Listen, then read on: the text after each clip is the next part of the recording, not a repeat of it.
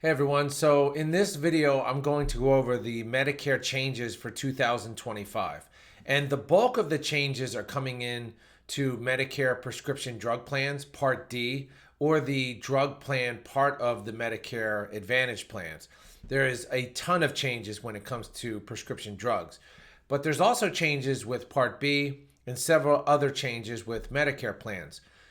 So let's start out with the first change that's going on with Medicare, and that is the $2,000 annual maximum out of pocket. Now, in the past several years, the maximum out of pocket for the past probably 10 or 15 years, it's been upwards of $6,000, $7,000 for most of these prescription drug plans. And they have now narrowed it down to $2,000. Now, one of the things about this that people are asking is, okay, so if they bring down the total cost of the prescription drugs, what are they going to do as far as making up for that money? And that is yet to be seen. Most of the things that are going on in Medicare, we're going to hear about in later on September. But for now, what we do know is what's going to be happening, not what the repercussions are going to be as far as premiums and so forth. So $2,000 is going to be the maximum out of pocket. Now, as many of you know, this is extremely positive for people because there's been times where I've seen people that have paid $10,000 the first 2 months with their Medicare prescription drug plan because the drug that they have gotten on has been so expensive. So we'll see what happens with this $2,000 out-of-pocket expense.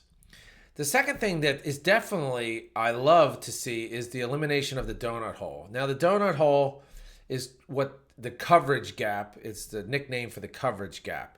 And what that was is once you reached a certain amount of retail cost, so let's say your drugs, the retail cost of the drugs, not what your copays were, reached, over $4,000, then they would put you in something called the donut hole. And basically what that was you would now owe more of the cost of the drug until you reached a catastrophic coverage. It was really confusing. Most people, if they reached the donut hole, were disgusted by it. And there's an elimination of it in 2025. So they're getting rid of that. Major positive thing.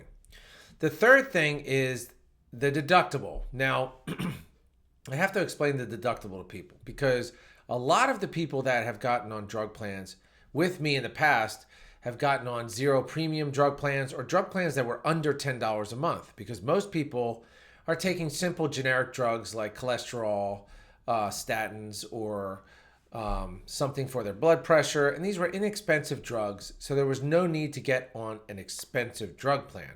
But when you get on a zero premium drug plan or a drug plan that costs under $10, usually comes with a higher deductible. This shields the insurance company from spending a lot of money. When you get a cheap drug plan, they need something to cover themselves in case you get on an expensive drug mid-year or something like that. So last year, or this year rather, 2024, the deductible for the drug plans was $545. That was the maximum. This year it's $590. I tend to think that this deductible doesn't have any effect on most people because if you get an inexpensive drug plan and it just so happens that they put you on an expensive drug and you have to hit that deductible, most of the time you will not have that happen. So this is just a precaution. But it's moving up a little bit more to $590. I don't think that this is a big deal. If you do get on an inexpensive drug plan, it should not affect you for the most part. Number 4 is the payment plan for drugs. Now, this is with Part D and with Part C, which is also known as Medicare Advantage plans. So years past, you had to pay all the money up front for the drugs. You couldn't get on a payment plan. Now in 2025, they implemented the payment plan to kind of spread your cost out. So that's another positive thing. As you can see, most of these are for Part D prescription drug plans. For some reason, the government has not figured out Part D and drugs, and we all know why. The bottom line is pharmaceutical companies are some of the biggest advertisers when it comes to everything, government, television, whatever it may be. And so this is big bucks.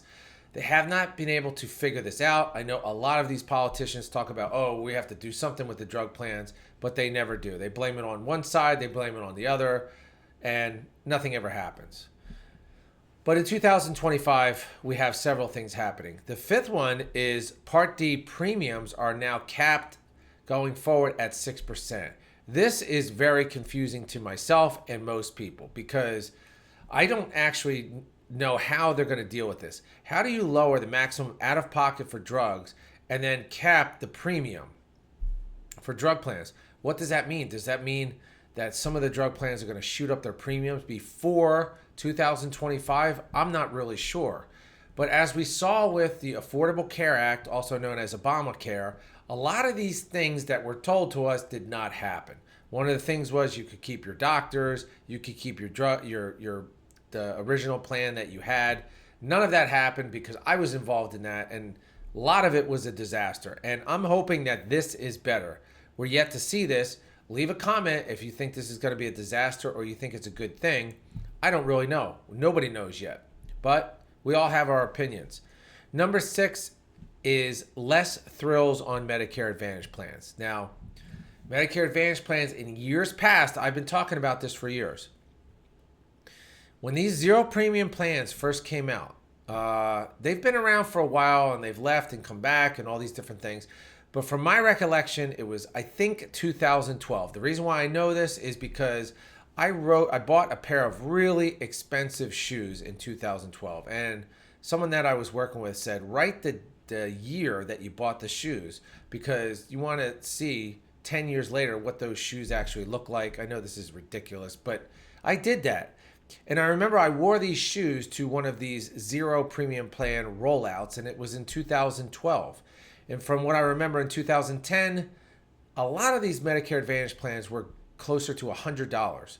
And so they rolled them back to zero premium plans. But ever since 2012, we're now in 2024, they have given more and more to customers, meaning gas cards, food cards, all sorts of thrills, over-the-counter cards to where you can buy different things like Advil or aspirin or whatever it may be.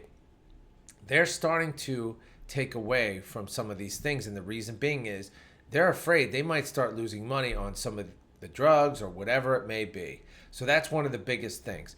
The next thing is the Part B cost to the average person. So this year, 2024, it was $174.90. Next year, it's projected to go up about $10 to $184. Not that big of a deal, but it is for a lot of people. I get comments all the time and say, well, $10 doesn't seem like much, but after inflation is killing our Social Security check, another $10 is going up from Medicare. This is, and then, drug costs, this is really hurting us in our pocketbook. So those are the major changes. I'm going to keep updates on this. The video, I'm actually not going to edit this at all. I just spoke to the camera. When I really find out the updates that are set in stone, what these mean, how much the drug plans are going to cost, I'm going to do a long video, especially about the drug plans. I do that every year. And then we can really dissect what's going to happen in the future.